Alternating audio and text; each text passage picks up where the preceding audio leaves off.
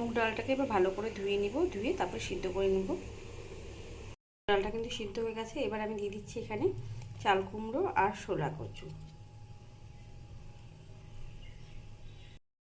নমস্কার সকলকে, সন্ধ্যা কিচেনে আপনাদের সবাইকে স্বাগত জানাই। আশা করছি আপনারা সবাই ভালো আছেন আর সুস্থ আছেন। তো আজকে আমি করছিলাম কাঁচা মুগ ডাল।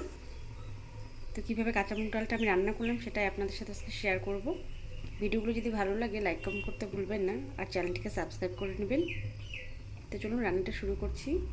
কড়াইটা গরম হয়ে গেছে, দিয়ে দিচ্ছি সরষের তেল।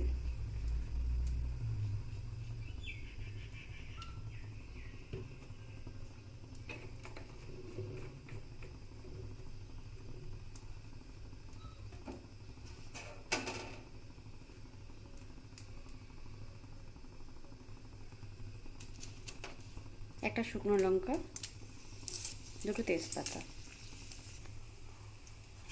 জিরে আর কালো জিরা ফোড়ন দিয়ে দিচ্ছি।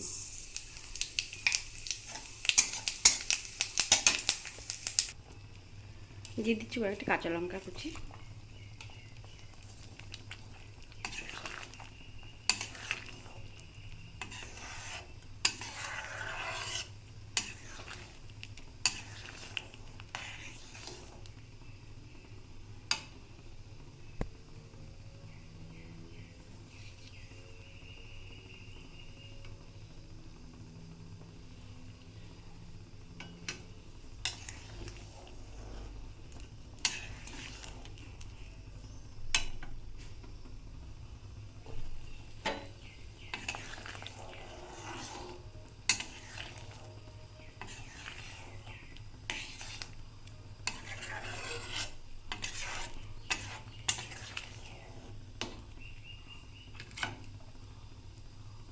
হয়ে গেছে, এবার নামিয়ে নিব।